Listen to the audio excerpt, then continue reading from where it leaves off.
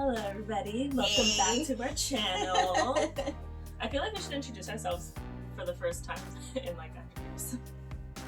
Have we? I guess we haven't. Yeah, not since our first video. We just assume we're everyone's friends, so we just talk. Yeah.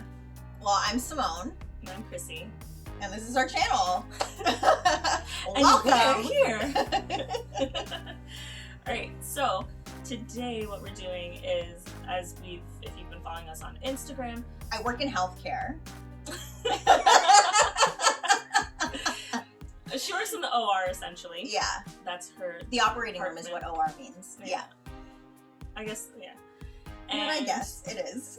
I guess not everyone would know that. Yeah, no. Right? Most people don't. Because even people who you would work in the OR. No, not even. That's not what I was going to say. It was like people you would think would know that don't know that. So I just, as a general, I just say operating room. Unless I'm speaking to somebody who actually would know something like that. It's the only term that she will dumb down. Which That's brings not us true. Which brings us here today. So it makes me sound like I'm some like weird encyclopedia type girl that just walking around making everybody look stupid. I don't do that at all. No, she doesn't. I know people who sound like that. It's just when she talks about work, sometimes she forgets that not everyone understands things. So she'll go on and explain it, and I'm like, I don't know what you're saying, girl. Like, what is that? And she's like, oh well, English. whatever. So that's kind of how we came up with today's episode. So I'm gonna, if you're a hypochondriac, just give us a like and a subscribe, and then don't watch this video. If you're not a hypochondriac, continue watching, press like, also subscribe. And if you are in the medical field, if you're in any kind of healthcare, yeah, I hope you enjoy. And if you're not, I hope you enjoy as well. Also, like and subscribe. I hope I can answer these questions and I don't come off looking like an idiot that you're like asking me things that I have no idea about. Because I have no idea. Like, this is completely blind for me, which is kind of scary. Don't worry, girl. So I'll edit them out. So I know generally what. So you do general surgery. Yeah, general surgery and urology. Urology is anything having to do with your bladder. So like peeing, that's the only thing you do with your bladder is you go pee. And anything having to do with your bladder and your kidneys, and in some cases your gonadals. You're like your testicles there and we go. such. Mine was not medical terms because I'm like, your balls? Did you say balls? Alright, so I went in and I tried to choose things that I had never heard of so that people who aren't in the medical field watching this can learn something new, and hopefully Simone knows it. I freaking hope so, because I might need to do some studying after this one. But I also tried to choose things, so she might not know some of them, and I'll edit that out. But I tried to choose things that I don't generally hear her talk about, because I generally know what she does. So I tried to just look up general surgery. Yeah. Okay, let's hope I can say things properly. I hope so too, because help me figure out what you're asking me. Yeah, first one, achalasia. Achalasia is when you have difficulty swallowing. Yeah. And how do you know that you would have this? Well, if you're eating and you're unable to, like, you regurgitate food because it's not going down through your esophageal sphincter because the muscle is, sorry, I just went medical. So basically there's a muscle that opens and closes at the beginning of, between your esophagus and the beginning of your stomach. Your esophagus? Your esophagus is the tube that your food goes down to get to your stomach. So what you have to try to do, this is already so hard for her. What you have to try to do is use layman terms. So I would say, I know what an esophagus is. How would you describe an esophagus? I have a general idea of the human body or anatomy. So it's how your food gets to your stomach. So I would say, for someone else, I'd just be like, your throat. And yes, I know for her it's hard to say your throat because it's anatomically incorrect and it's further down and and I get that. But most people are just like, down your throat. Yeah, so muscles in your throat tube. your food hole. That's your mouth. Yes. So when you put food down your food hole, and it goes down your throat, sometimes your muscles in your throat don't allow you to actually swallow, get the food into your stomach. So that is what would cause what is called achalasia. So you would have like regurgitation of food. So you would be bringing back up food. Can anyone just get this, or is it something that usually there's underlying condition? When you say anybody, it's not like something that you just wake up one day and you don't have develop it. That's what I mean. Like do you develop it? It's like it could be like genetic. All right. Yeah, I think so. Is that right? Yeah. Well, yeah, that's essentially what it is. You did a better job at explaining it, because you're gonna have a lot of editing to do. Yeah, this one. It's fine. All right. A 1 of 1. There we go. Got it. Oh, so this one's not a condition. This one's just a really cool thing that I saw, and it's something that they don't do it everywhere. I think they only do it right now in California. So I wonder if you've heard of it. It would just be something that you have to read about. Okay, hit me. Cyberknife. No. Okay, I'm gonna quick rundown because it's actually pretty cool. Basically, some people's tumors and stuff are untreatable, or they don't recommend like doing surgery on them. So this thing is basically like a laser, but it's non-invasive. Oh, so we have something like that at my hospital. It's called gamma knife. Yeah, I would assume, yeah, because it's called a cyberknife. Okay, so at where I work, there's something called a gamma knife, and there's that whole gamma knife center about. Oh that. no, they're separate. They're separate because here it says there's also a gamma knife, which is delivered to blah, blah, blah. Okay, yeah, I had no idea about a cyber knife. The radiosurgery minimizes radiation exposure to healthy tissue, blah, blah, blah. So essentially the same thing? Yeah. Oh, it was so cool. Same. I thought it was so cool because you don't get cut at all, and they don't even put you under... there's no GA for it. There's no anesthesia. What's GA? General anesthetic. I'm sorry. I'm sorry! Okay. Alright. Yeah, that one I thought was really cool. That is pretty cool. What? Yeah. Mind you, I've never seen a gamma knife procedure anyways, much less a friggin' cyber knife. Really? Why have you? Because it doesn't happen in the OR. It's like a clinic thing. So it doesn't happen in the OR, so I wouldn't know. Oh. Yeah.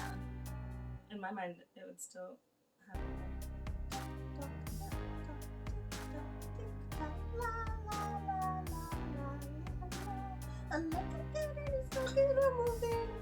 Do you remember that song? Yeah. That's making it in. Proctocolectomy. Oh, that's for a really low colorectal cancer. Yeah, usually. What do you mean real low? Like low in the sense that it's near your butt? No, so like there's different levels of your colon. And your colon is? Your colon is your large intestines. Your colon's the spot right before your butthole. That looks horrible. I'm not using those. I'm not using those motions. It's not right before your butthole. Your colon's actually really long, and it actually like goes like this and then down. But that's the long thing that goes down to it. Yeah. Again, remember basic anatomy for basics. Essentially, yes, is the part before your butthole. It's a long way down. But anyways, that would probably be for like sigmoid rectum areas, lower parts of the colon going into your butt. What is a proctocolectomy? Taking out the colon. Oh, it's taking out the colon. Yeah. Wow. Colon, sigmoid, like sigmoid rectum part of the colon. Wow, well, that's horrible. Am I right? Yeah, it preserves part of the anus. Yeah. Yeah, so you're essentially, you're taking out the rectum and the sigmoid area of the colon. So part of Simone coming home and... It's hard to explain. Not that she lives with me, but her coming home and telling me, like, oh, today I did this or today I did that, and I'm over here like crying, like, oh my god, people, I'm sick. This one's like, oh yeah, I did it yesterday too. Oh, I did 3 today. I'm like, what? That's not how she People die every day. Diverticulitis. Diverticulitis? Yeah. That's exactly what I said. Don't correct me. So diverticulitis is like inflammation of your diverticulum, which is a part of your bowels. Am I right? I don't know. What does it say? If they mean the same thing. What did you say? Occurs when you have diverticulosis, and diverticulosis is a condition that occurs when small pouches or sacs form and push outward through weak spots in the wall of the colon. Is that what you said? Yeah. Okay. Bowels is like a general term for your intestines. Sorry. I was trying to be general when I said bowel. How do you fix this? Colon resection? Or bowel resection? You know? Cutting it out. Sorry. You need to cut it. I'm gonna cut this out too. Cut it up. So yeah, anything that you read in having to do with a procedure, if it says resection, means there's some cutting involved. Mm-hmm. Goiter. A goiter is like, it's like a growth around your thyroid region. Oh yeah, I know that. I knew that. So if you have like thyroid hormone issues, you would get a goiter. What's your thyroid do? It excretes hormones in your body. It's basically, it helps everything function in your body. If your thyroid goes, a lot of things are gonna go. Really? Mm-hmm. That's crazy. Yeah. Well, I think that's like with almost temperature anything in our regulation, like all your other, like diabetes is affected by your thyroid, other kind of things. I'm trying to keep it simple. Myotomy. Oh, so remember earlier when we were talking about achalasia? Yeah. I do. So a myotomy is the procedure that could help with that. So basically, they're just making cuts in the muscles in your esophagus to loosen it up. So that would be, because it's too tight. So this could be a treatment for that. Yeah. Oh, so it's a treatment. Yeah. So it's a surgery. It's a surgery. Every surgery is a treatment. Yes. But yeah, myotomy would be like, they're basically trying to loosen the muscle that is too tight in your esophagus so that you can eat your food properly. Liver metastasis. Liver metastasis? It's when you have a cancer that goes to your liver. So it could be a cancer starting somewhere, I don't know, your ovaries or your lungs or somewhere else, and it ends up in your liver as well. Metastasis is basically a word that means like it moved somewhere else. I didn't know that. And even like there, I didn't know that. Metastasis. Yes. Metastasis. Okay. That sounds very American. Metastasis. I think I read most of my medical terms. I feel like I've been reading Metastasis. I thought it sounds more like a like inflammation almost, like an inflammation of something. Yeah. I guess you would just use inflammation, wouldn't you? Yeah. For sacral tumors. Can I see the spelling of that? Pasacral. For sacral. Pre-sacral tumors? I almost don't even want to post this video anymore because I can't read. Apparently, I cannot the read. way that you pronounce things is giving me all the joy in the world. Pre-sacral tumors, though I am not familiar with that term, I would assume it has something to do with the sacral part of your spine, which is like your lower back region. Yeah, you are correct. There's the picture. Yeah. I didn't read it, I just saw the picture. I was like, she's right.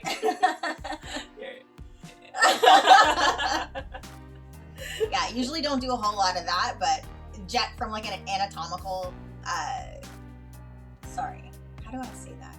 From just knowing like body parts, I can say that it has something to do with your sacrum, which is the lower part of your back, your spine. It's so funny, like even for you to just say body parts instead of anatomy is so hard for you. Like I feel a piece of your soul just dying. It is. So there's a little part of me just dying inside because I said that. It's so, I don't know, like you just get used to speaking a certain way in like work, like I'm sure it happens to you, like in your line of work in the travel industry, like certain things probably I wouldn't understand that you were probably like, oh yeah, it's just another hot dog. Like I don't know, like it's pretty, like I'd say pretty common. All I saw was a whole bunch of words. So Volvulus. Volvulus? Volvulus. Is it something on your vulva? That's what I thought. What is it? The twisting of the colon. Oh, stumped. I don't think. Really? Yeah, I don't think I've heard that. Okay. A volvulus. So that's how it's written. Twisting of the volvulus occurs when the intestine twists around itself in the mesentery that supports it, creating an obstruction. Yeah, that makes perfect sense. I don't think I've ever heard, maybe I haven't been listening very well at work, but I don't think I've ever heard anyone refer to a obstruction as a volvulus. So it's an actual thing, just that you've treated. Yeah, we treat bowel obstructions all the time. Never. I don't think I've ever heard anyone call it a volvulus. Oh, I'm gonna go look tomorrow and ask them. Yeah. Oh my god, the doctor's gonna be. It's above my pay grade. Doctors are gonna be like, why are you asking me that? Why don't you know that? Yeah, I don't think I've ever heard anyone refer to an obstruction as a volvulus. They just say, oh, we're gonna do a bowel obstruction. Like, maybe, I don't know. Yeah. A Whipple procedure. Oh, that is that word gets thrown around a lot. It's like a combination procedure where they take out like your pancreas and like some other parts of your body. This one, so when I read it last night, I've never done one, never had any participation in them. I just know that they do them at another hospital associated with our hospital, and it's a big deal. So I didn't know. No, there was a word I knew. Duodenum. Duodenum. Duodenum? Whatever it said. Okay! I said duodenum. I've heard all kinds of different variations of it. I heard duodenum. I've heard, So duodenum. The in brackets term for Whipple procedure is pancreaticoduodenectomy. So that's the pancreas and duodenum. Yeah, that makes sense. Okay. But I didn't realize that the duodenum, was that part, and then not the part that I thought. But what did you think that? What was the word? Oh, now I can't remember the word. Anyway, you know, between your either vagina and your butt, or your balls and your butt. Completely unrelated. I know. That's your perineum. Yeah, but for some reason, I always thought, I don't know, I think I thought that was the word for that. No. And so luckily I wasn't going around saying, oh, your duodenum smells, you know, like, not that I know people's smells, it's just, I say random things. So luckily I wasn't going around on the street saying that. It'd be like, what, you trying to sell my pancreas on the black market? No, so your duodenum is like, basically, as your stomach goes into your small bowel, your small intestines, your duodenum is like there. Yeah, this is not a really good picture. No, it's not. Actually, let me take a look at this picture. This is actually really interesting. So like your duodenum is like right here. So basically this is the beginning of your small intestines, like just like right here. So this is your stomach right here. And then just right here where it says duodenum, that's like the beginning part into your small bowel. Your pancreas is just right behind your stomach. A little bit, I think. I thought women were too happy. I said a little bit. I'm glad we're making this video. That is, wow. You know why? Because you know what? If you don't know, you don't know, right? You always talk about men doing, like, getting pancreas checked. Like, get your pancreas checked. No, they get their prostates checked, not their pancreases. Okay, you know what? No, I knew that. Okay, I knew that I had a pancreas then. I'm just mixing them up in my mind right now. Yeah. Men get their prostates checked. So women don't have prostates, but everybody has a duodenum and a pancreas. That's the take-home message. I just mixed it up. Now I feel better about myself. And to all you medical people out there, I'm Crissy. This is very entertaining. I think that was it for like. Really? Yeah, for things that I thought you might not know because I had never really heard you speak about them. Because, yeah, like, I know that she always does, you always take out gallbladders, and you, I know, randomly end up doing, like, brain surgery, like, yeah, a odd time. Yeah. Well, that's really fun. I'm so glad I learned That something. you have a pancreas? I knew I had pancreas. I mixed it up with, now I can't think, Prostate. Like a bimbo. I'm so embarrassed. It's Anyway. fine. I'm sure there's a lot of people who don't know a lot of stuff about anything, really. Like, if it's not a part of your day-to-day life or your job, like, you're not going to know a lot of things. I know. But that's why it's important to educate yourself, especially if you're going to go to see a healthcare professional and they tell you, oh, you have such and such. Like, it's in your best interest to figure out what it is that you're dealing with. Yeah. So, is that it? That's all I got for all you right. today. Well, I think I did pretty good. I think so too. Yeah, you got them all, and then even the ones that you weren't really sure, you kind of had a explanation for. Yeah. I think it's this. So good for you. I'm so glad that you're good at your job. I'm not incompetent. Imagine. Oh my god, HR would call you to the office. Freaking idiot. They'd be like, you need to go through your training all over again. Matter of fact, please go back to nursing school. Oh, there we go. Please go get relicensed. Yeah. So if you enjoyed that, give us a like. Thanks for watching. Yeah. Bye. See you next time.